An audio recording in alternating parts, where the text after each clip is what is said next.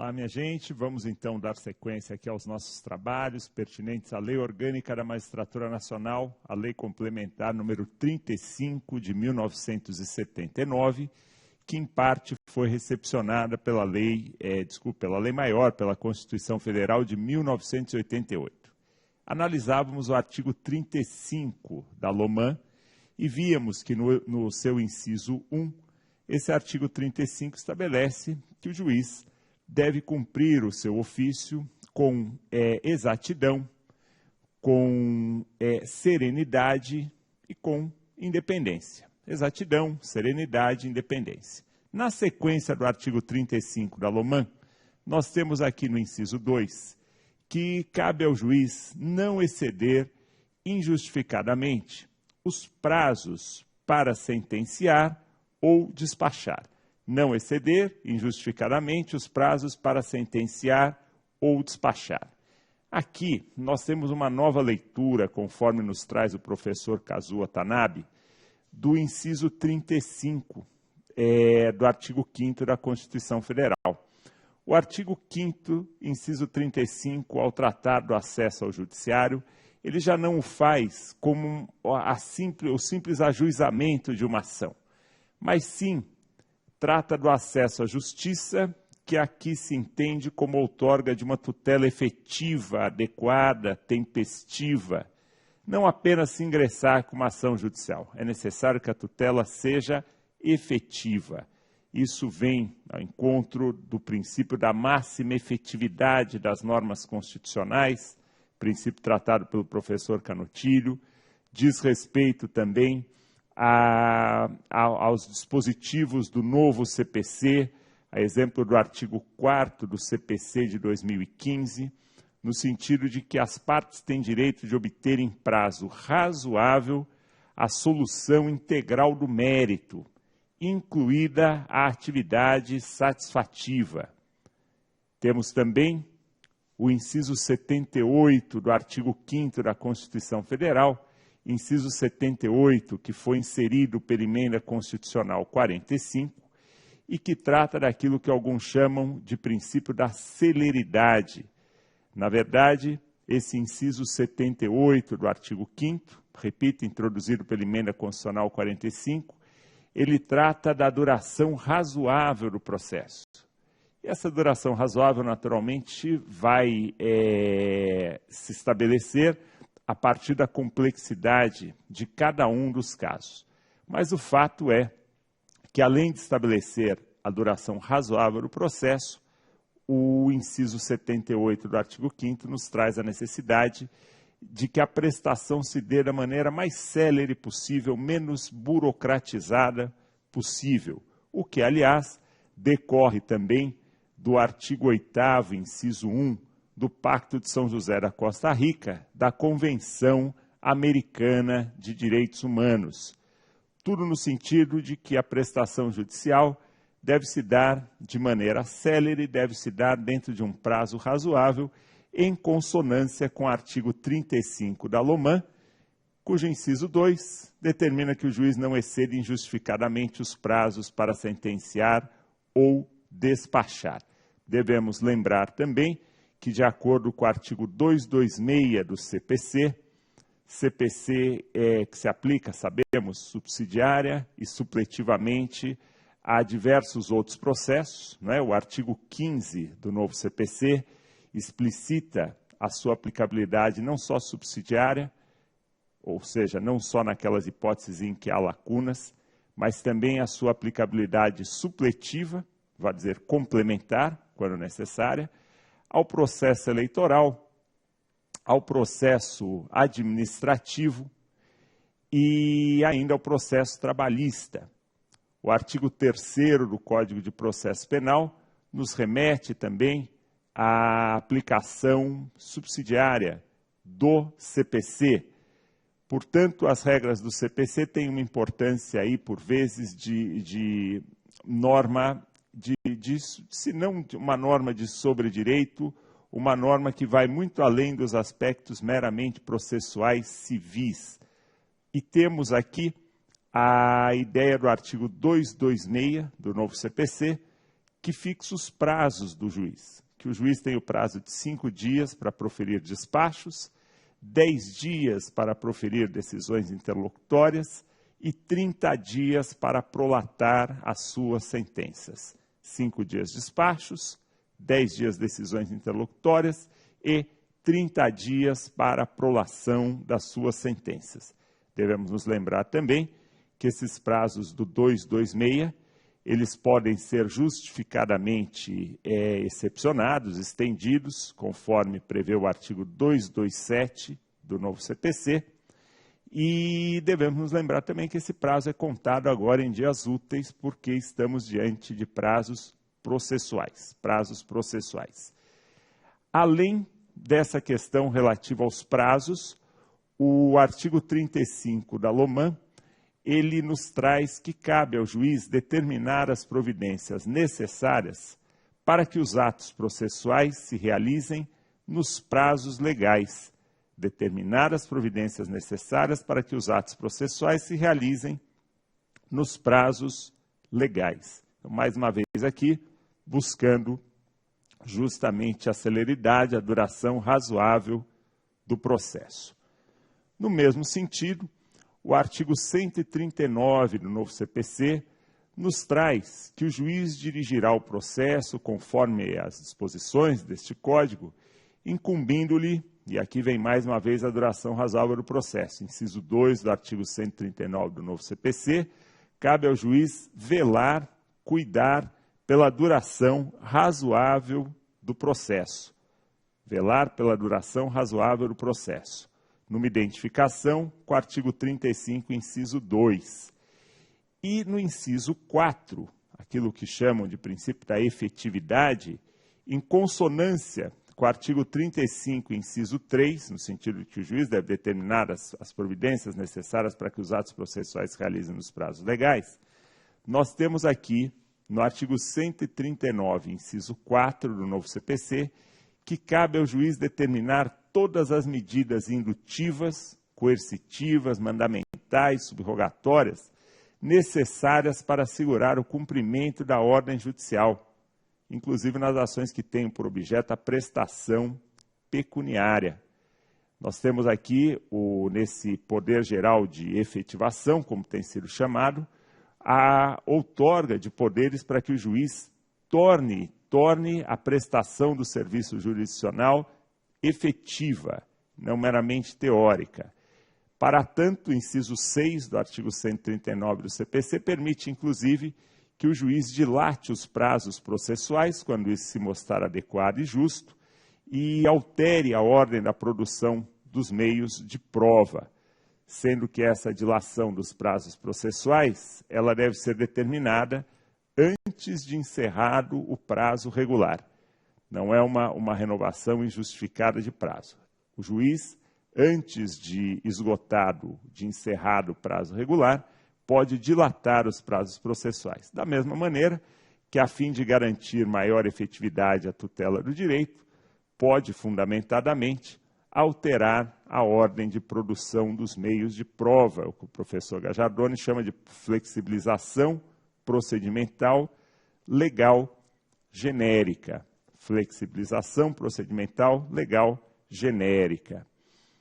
No mais, numa forma de racionalização dos trabalhos, nós temos no artigo 139, inciso 10, a possibilidade de o juiz, se deparando com demandas individuais repetitivas, e independente do poder que tem de suscitar o incidente de resolução de demanda repetitiva, além do poder de suscitar o incidente de resolução de demanda repetitiva, o juiz, na forma do artigo 139, inciso 10, quando se deparar com demandas individuais repetitivas, diversas demandas individuais repetitivas, ele pode oficiar ao Ministério Público, à Defensoria Pública ou outros legitimados a propor ações coletivas para que essas ações sejam propostas. E nós temos alguns precedentes do Superior Tribunal de Justiça que dão uma nova interpretação aos artigos 103 e 104 do Código de Defesa do Consumidor, e o fazem para estabelecer que a propositura de uma ação coletiva pode até mesmo levar à suspensão das ações individuais. A simples propositura da ação coletiva pode levar à suspensão das ações individuais que tratem do mesmo objeto. Anteriormente se lia que a ação coletiva não prejudica a ação individual, salvo se o autor da ação individual assim se manifestar e aderir à ação coletiva e pedir a suspensão do seu processo individual. Nessa nova releitura do Superior Tribunal de Justiça, é possível que a propositura de uma ação coletiva suspenda as ações individuais que têm o mesmo objeto. Fato é que esse inciso 10 do artigo 139, ele traz uma racionalização das demandas coletivas, além, repito, do incidente de resolução de demanda repetitiva, que pode ser suscitado pelo juiz, pelo advogado das partes, pelo Ministério Público, além do incidente de resolução de demanda repetitiva, que, se for admitido, vai gerar suspensão dos processos da mesma natureza que estão tramitando naquela região ou naquela circunscrição sobre a qual o tribunal exerce seus poderes. Além disso, nós temos aqui a possibilidade do juiz, quando se deparar com essas inúmeras demandas repetitivas, oficiar o Ministério Público, Defensoria ou outro órgão com competência, com legitimidade para propor ações coletivas, para que eles assim procedam. Situação que pode, inclusive, levar à suspensão das ações individuais no mesmo sentido. Poder geral de efetivação, essa é uma denominação dada ao inciso 4 do artigo 139, esse inciso que diz que cabe ao juiz determinar todas as medidas indutivas, coercitivas, mandamentais ou subrogatórias necessárias para o cumprimento da ordem judicial. Poder geral de efetivação, que está aqui tratado também no enunciado 48 da Escola Nacional de Formação e Aperfeiçoamento dos Magistrados, enunciado 48 da ENFAM, no sentido de que, além das medidas ali expostas no inciso 4 do 139, o juiz pode tomar, fundamentadamente, outras medidas para garantir o cumprimento da ordem judicial, seja na fase de conhecimento, seja no âmbito do cumprimento de sentença ou na execução dos títulos extrajudiciais. O artigo 35 da LOMAN, dentro desse espírito de deontologia da magistratura, deontologia, repito, no sentido de que sejam observados os deveres funcionais, o artigo 35 estabelece que cabe ao juiz observar o dever de urbanidade, tratar com urbanidade partes, Ministério Público, advogados, testemunhas, funcionários e auxiliares da Justiça. O que parece óbvio, mas o fato disso estar disciplinado tanto no artigo 35 da LOMAN quanto no Código de Ética da Magistratura demonstra o reforço que o legislador e o administrador pretendeu dar a esse tipo de conduta urbana, conduta cortês.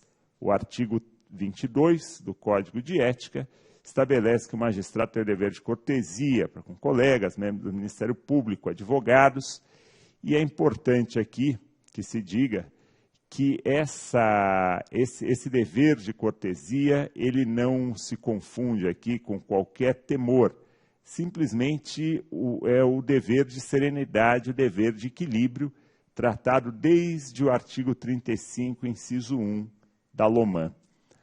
O artigo 22, parágrafo único do Código de Ética, além de estabelecer o dever de urbanidade, de cortesia, ele impõe ao magistrado a utilização de uma linguagem escorreita, polida, respeitosa, e, sobretudo, de uma linguagem compreensiva, sem os chamados pedantismos jurídicos. A ideia é que a parte compreenda, que o advogado compreenda, que se tem ali uma linguagem acessível a todos, como deve ser aqui a aplicação do direito. Está explicitado no artigo 22, parágrafo único do Código de Ética da Magistratura. Relembro o Código de Ética que foi inserido entre nós pela resolução número 60 do Conselho Nacional de Justiça, e que toma por base os princípios de Bangalore, um trabalho ligado à ONU, que começa na Áustria em 2000 e se estende pela Índia, quando são formulados esses princípios, e posteriormente são aprovados em Viena. Princípios Judiciais de Bangalore, ou Princípios de Conduta Judicial de Bangalore.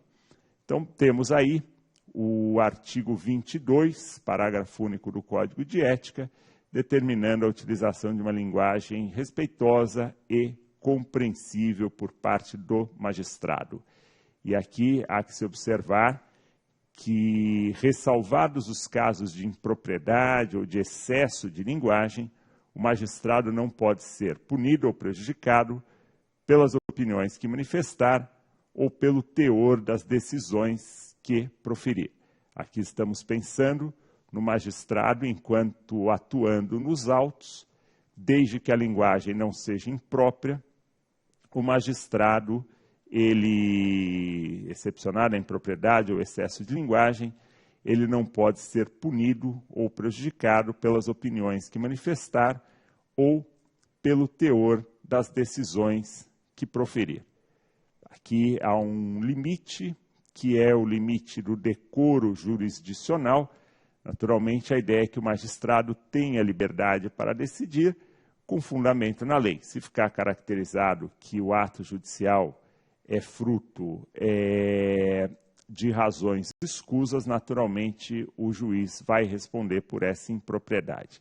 A ideia do artigo 41 da LOMAN é proteger o juiz quando atua fundamentadamente no sentido que lhe parece correto e evitar, assim, que ele seja punido ou prejudicado por opiniões que manifestar no curso do processo dentro dos autos ou pelo teor das decisões que proferir. Devemos nos lembrar aqui que, dentre as vedações impostas aos juízes, está a de se manifestar por meios de comunicação sobre processo pendente de julgamento dele próprio ou de outro magistrado, bem como lhe é vedado emitir, salvo nos autos ou em atividade de magistério, lhe é vedado emitir um juízo depreciativo de decisão de outro magistrado. Então, temos aqui os limites, o artigo 41 da LOMAN, contudo, preserva o magistrado de qualquer punição, ressalvado esses casos de impropriedade ou de excesso de linguagem. Bem, na sequência temos aqui uma disposição do artigo 35 da LOMAN, que é repetida no artigo 93, inciso 7 da Constituição Federal, no sentido de que o juiz deve residir na comarca, salvo autorização do seu respectivo tribunal. Artigo 93, inciso 7 da Constituição Federal. O juiz titular residirá na respectiva comarca, salvo autorização do seu tribunal. Aqui, o que se busca é que o juiz interaja com a comunidade sobre a qual jurisdiciona e, ao mesmo tempo, seja por razões de interesse público, seja eventualmente, excepcionalmente, por razões de saúde, mediante autorização do respectivo tribunal, o juiz ele pode ser autorizado a residir em outra comarca, mas essa é a exceção. A regra é que ele deve residir na comarca em que atua. O artigo 35, inciso 6, ele estabelece que cabe ao juiz comparecer pontualmente à hora de iniciar-se o expediente ou a sessão de julgamento e não se ausentar injustificadamente antes do seu término. Aqui, o dever de pontualidade, ele é explicitado também pelo artigo 20 do Código de Ética da Magistratura, no sentido de que se garanta com isso a boa prestação jurisdicional e a celeridade, o prazo razoável em relação ao processo. Cabe ao juiz, inclusive, reprimir qualquer iniciativa dilatória ou atentatória à boa-fé processual. Ou seja, existe um dever de pontualidade e esse dever de pontualidade está relacionado justamente à eficiência do serviço público, conforme, aliás, prevê o artigo 37 da Constituição Federal. O artigo 35 da LOMAN estabelece também que cabe ao magistrado exercer assídua fiscalização sobre os seus subordinados. Quando a gente rememora a responsabilidade civil dos servidores públicos, a gente verifica que o excesso de indulgência, a falha, a omissão na fiscalização sempre foi uma das razões de responsabilidade funcional dos servidores em geral e também dos magistrados. Então, cabe ao magistrado, na forma do artigo 35 da LOMAN, exercer assídua fiscalização sobre os seus subordinados, especialmente no que se refere à cobrança de custas, emolumentos, ou seja, cabe ao juiz também verificar se as custas, emolumentos, as custas aqui hoje são entendidas como taxas, como tributos, se isso está sendo recolhido da maneira devida. Em relação aos emolumentos, que costumam ser estabelecidos como aquela parcela hoje que remunera o serviço extrajudicial que está sob a esfera correcional do Poder Judiciário também, se os emolumentos não estão sendo cobrados de maneira excessiva, se estão sendo respeitadas as tabelas existentes. O fato é que compete ao magistrado exercer assídua fiscalização sobre os seus subordinados. O inciso 8 do artigo 35 da LOMAN estabelece que ao juiz cabe manter conduta irrepreensível na vida pública e também na vida particular. Exercer conduta irrepreensível na vida pública e também na vida particular. O Código de Ética, quando trata desse tema, quando trata da integridade pessoal e profissional do magistrado, sobretudo aqui no seu artigo 16, esclarece que o magistrado deve comportar-se na vida privada de modo a dignificar a função, cônscio de que o exercício dessa atividade jurisdicional impõe restrições e exigências pessoais distintas das acometidas aos cidadãos em geral. Isso está explicado pelo artigo 15 do Código de Ética. Essa integridade de conduta do magistrado fora do âmbito estrito da atividade jurisdicional contribui para uma fundada confiança dos cidadãos na judicatura. O magistrado que se expõe indevidamente, seja diretamente junto à sua comunidade,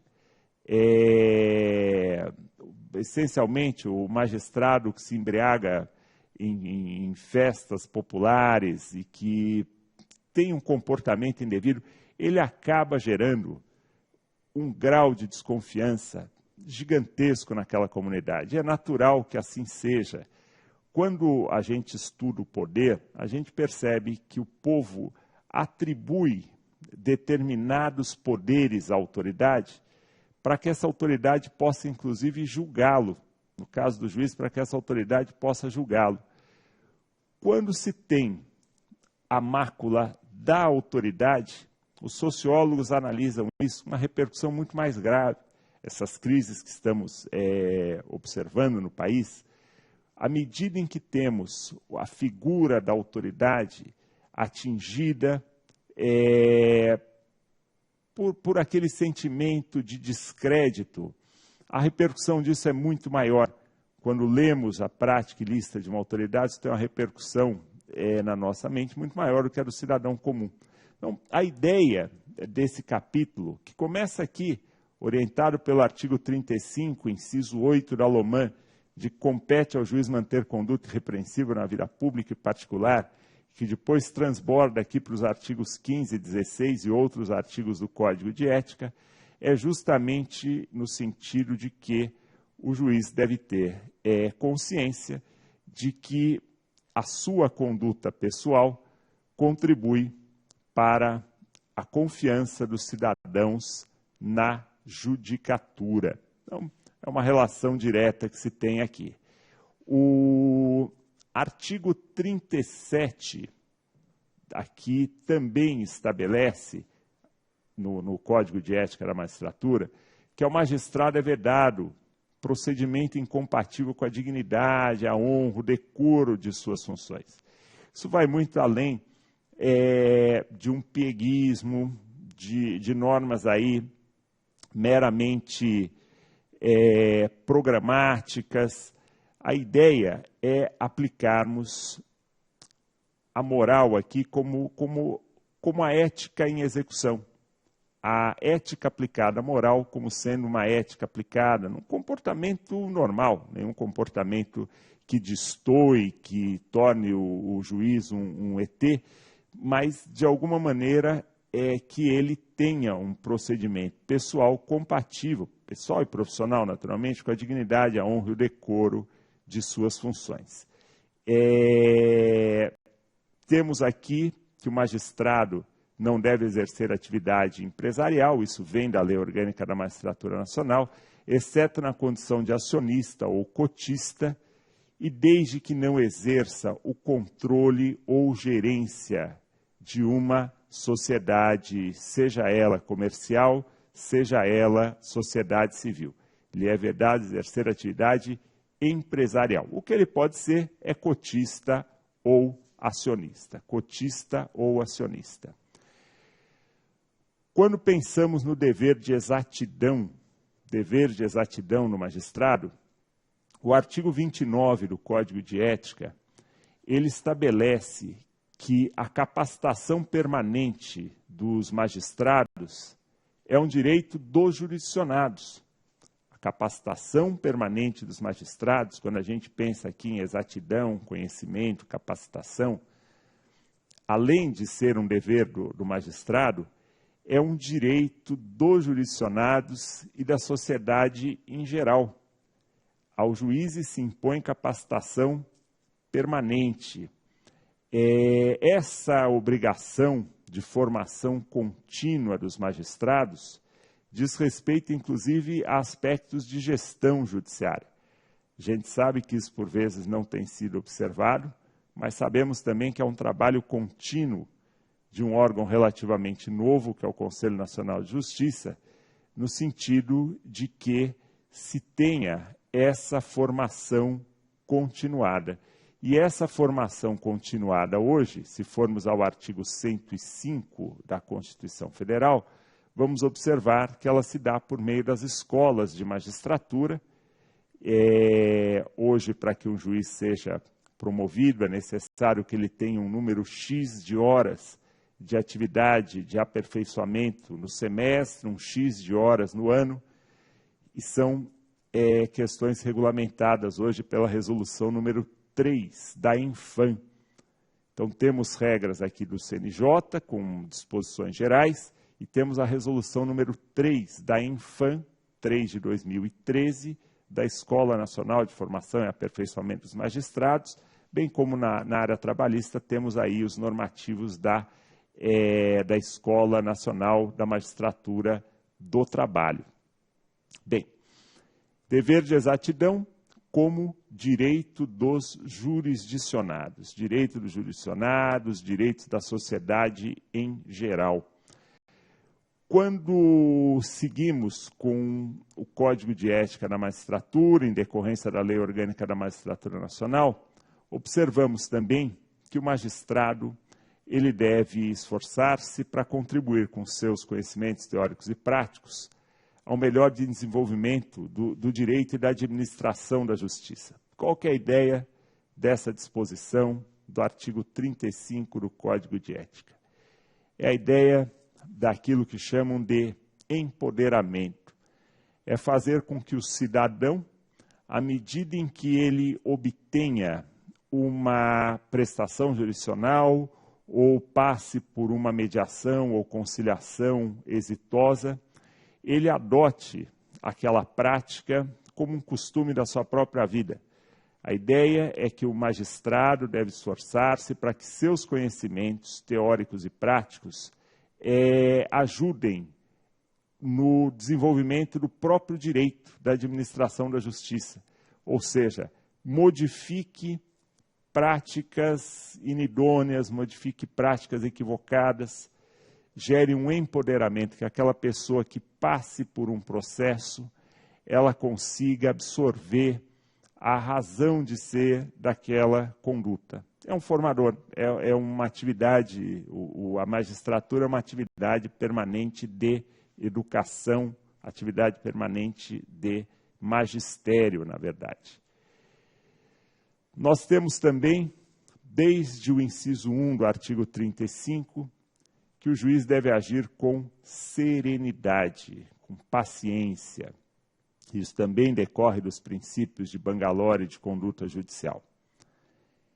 Essa obrigação de serenidade, de paciência, ela é explicitada no artigo 26 do Código de Ética da Magistratura, que nos traz que o magistrado deve manter atitude aberta e paciente, inclusive para receber argumentos ou críticas lançados de forma cortês, respeitosa, podendo confirmar ou retificar posições anteriormente assumidas nos processos em que atua.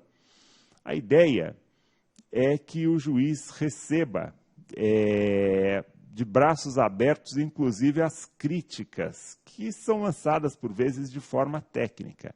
E, por que não, podendo, inclusive, em razão dessas críticas, retificar, corrigir uma posição anteriormente assumida nos processos em que atua. A gente vê com alguma frequência esse aperfeiçoamento de ideias exercido, inclusive, pelos ministros do Supremo Tribunal Federal, que, por vezes, estão revendo suas posições, aprimorando suas posições de acordo com o conhecimento que vai se acumulando aí no decorrer de suas vidas. Então, esse dever de serenidade, que está relacionado com o dever de paciência, está explicitado no artigo 26 do Código de Ética. O magistrado deve manter a atitude aberta e paciente, inclusive para receber eventuais críticas. Na sequência, para que a gente possa analisar o dever de imparcialidade dos juízes, devemos relembrar o princípio do juiz natural, no sentido de que ninguém deve ser julgado senão por aquela autoridade previamente estabelecida, previamente prevista. Se pensa muito hoje no órgão jurisdicional previamente estabelecido e não necessariamente na pessoa do juiz. Mas, enfim, é o princípio do juiz natural, artigo 5º, inciso 37 da Constituição Federal, e ainda temos no inciso 53 do artigo 5º, o princípio que veda juízos ou tribunais de exceção. Juiz natural e vedação dos tribunais de exceção. O que se busca, naturalmente, com isso, é que não haja direcionamento de processos, direcionamentos indevidos de processo, a fim de que se garanta o valor maior da imparcialidade. Essa imparcialidade, ela não se confunde com neutralidade. É natural, conforme os filósofos estabelecem, que a pessoa, ela muito é fruto das suas circunstâncias, da sua vida. Então, o juiz tem um histórico familiar, um histórico pessoal. Dificilmente, talvez seja impossível, a neutralidade. E a gente tem que entender o que é a imparcialidade. O Código de Ética dos conciliadores, além do Código de Ética dos juízes, traz o que se busca com o princípio da imparcialidade. Isso é muito interessante, é um código de ética que está anexo à Resolução 125 do Conselho Nacional de Justiça, estabelece de forma muito sincera que imparcialidade é o dever de agir com ausência de favoritismo, preferência ou preconceito, assegurando que valores e conceitos pessoais não interfiram no resultado do trabalho, compreendendo a realidade dos envolvidos no conflito, e jamais aceitando qualquer espécie de favor ou presente. Quando se pensa aqui em imparcialidade, o que se deve assegurar é que nossos valores e conceitos pessoais não interfiram no resultado do trabalho. Eventualmente, um magistrado que tenha vocação religiosa pode se ver envolvido numa questão que envolve ali autorização ou não de um aborto legal, naquelas hipóteses em que há controvérsia, a recusa de médicos em praticar o aborto sem autorização judicial. E esse magistrado, naturalmente, ele vai ter que assegurar que seus valores e conceitos pessoais não interfiram no resultado do trabalho. Ele deve, com isso, evitar qualquer tipo de pré-conceito, de algo que ele tem pré-concebido, e sim deve assegurar que esses valores e conceitos pessoais não interfiram no resultado do processo.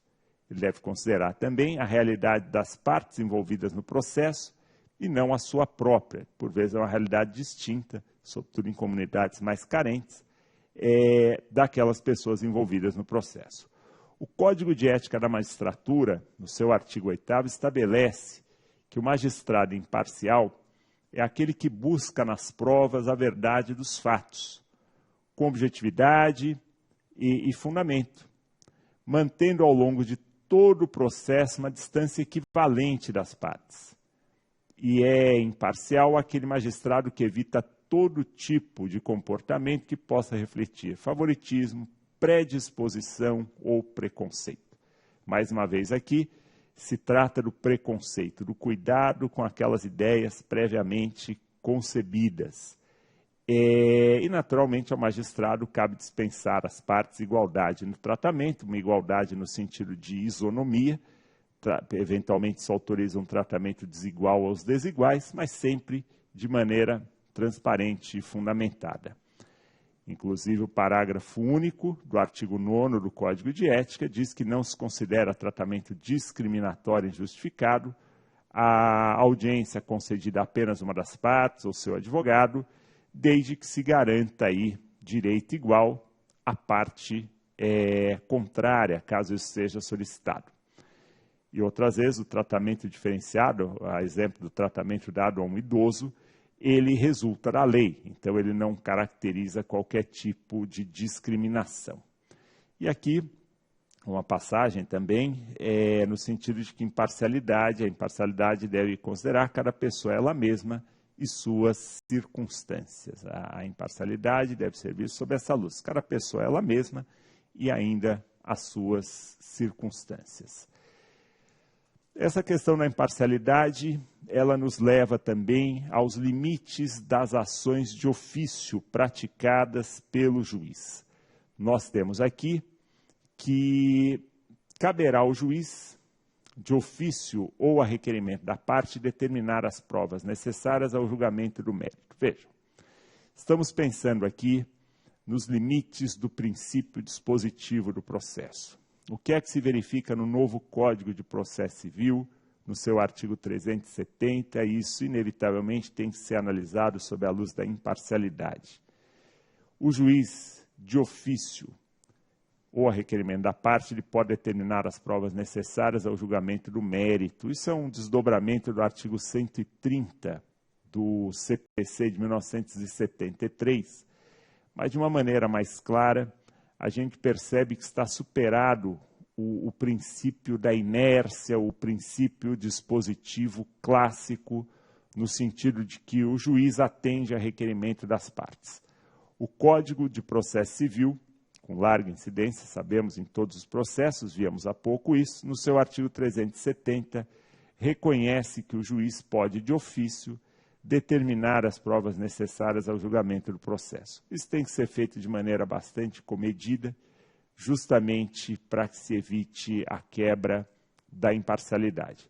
O fato é que, por vezes, até mesmo como forma de se garantir isonomia, o juiz, e já era muito comum isso nos juizados especiais, sobretudo em razão do artigo 5º e do artigo 6º da Lei 9.099 de 1995, já era comum o juiz determinar a produção de provas que aproximavam o processo civil do processo penal na busca da verdade real.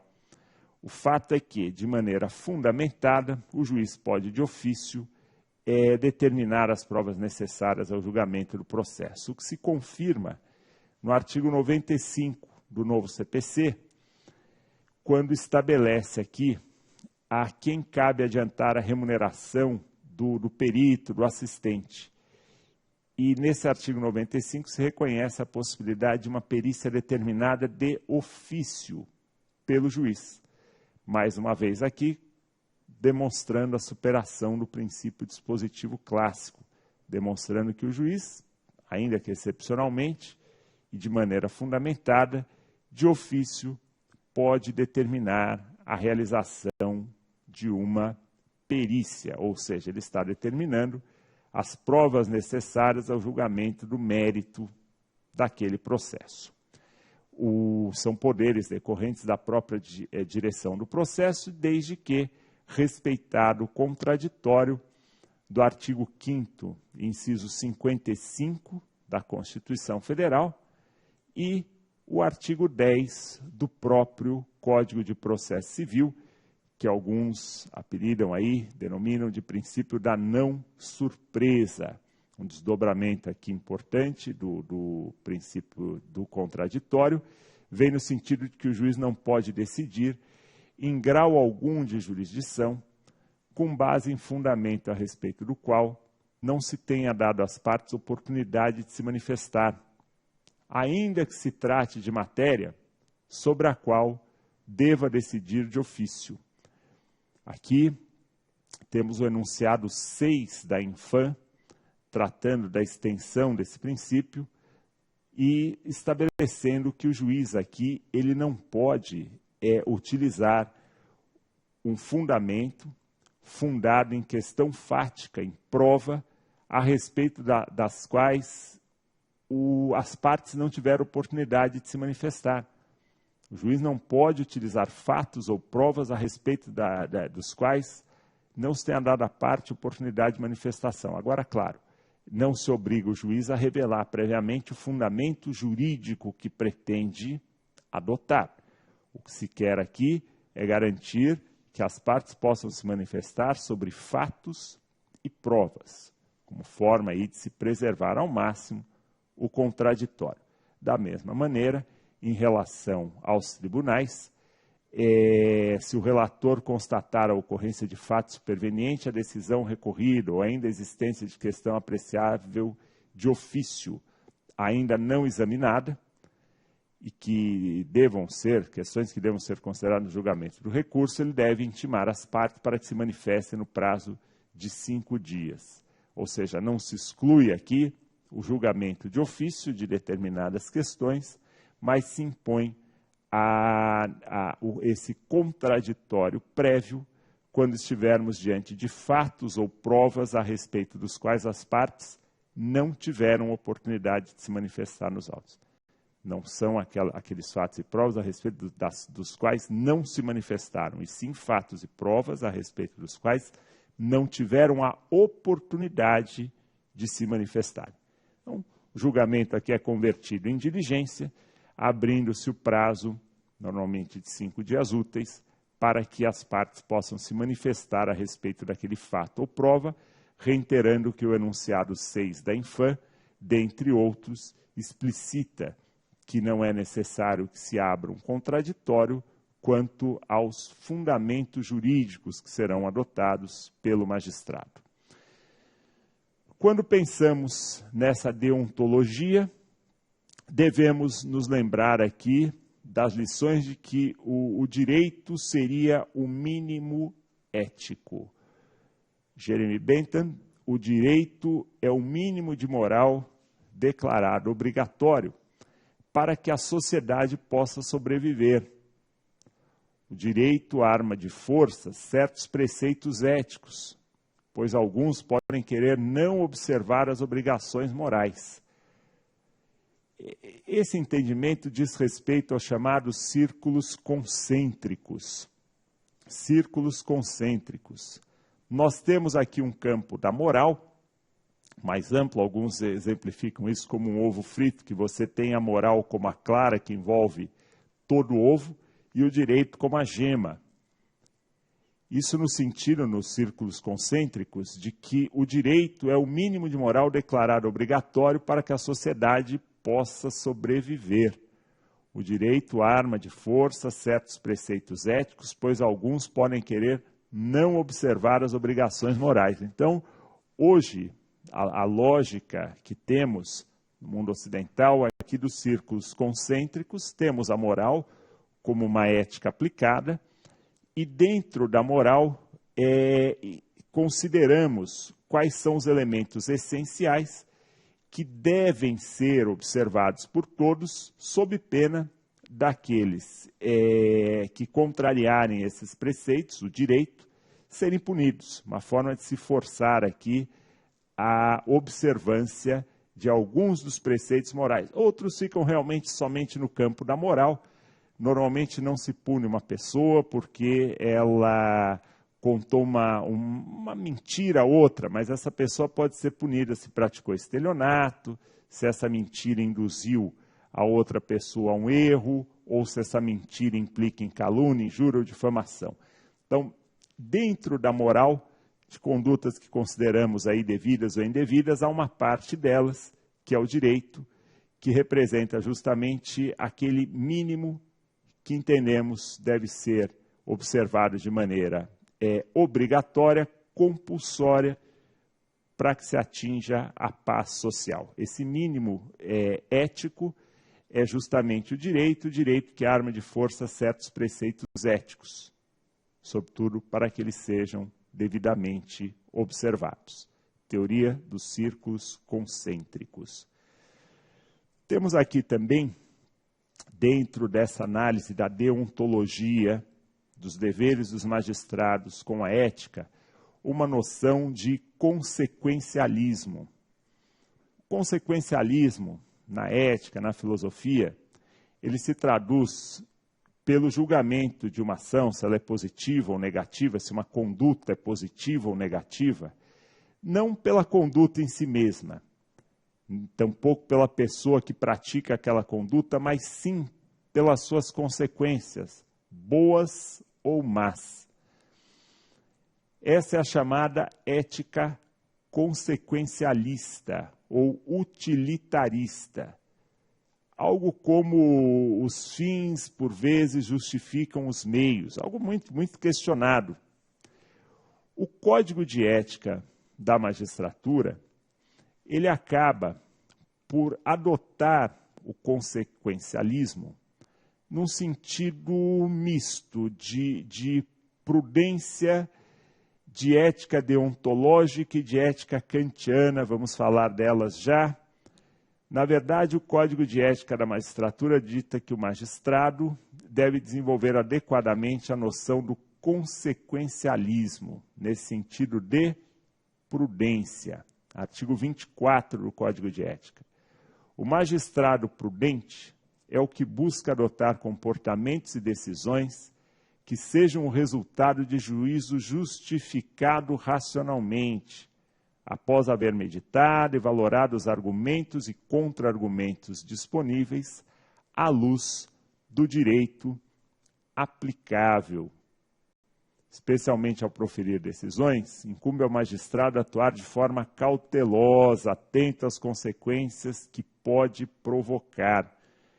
O dever de prudência, que está ligado aqui ao consequencialismo, está relacionado ao dia seguinte. Qual é a consequência possível quando se decide da forma A ou quando se decide da forma B? Isso não deve, de forma alguma, deixar o magistrado acuado, o magistrado temeroso. Mas é natural que ele saiba medir e, de preferência, faça um juízo justificado na própria decisão, que ele possa medir as consequências de sua conduta. Lhe cabe agir de forma cautelosa, atento às consequências que sua decisão pode provocar. Temos aqui a prudência, conforme ensina o professor Renato Nalini, não no sentido de uma característica dos indecisos, dos timoratos, dos que temem errar.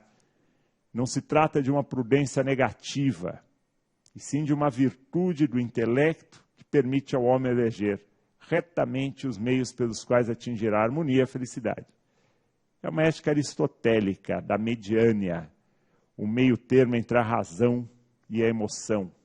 meio termo entre a razão e a emoção.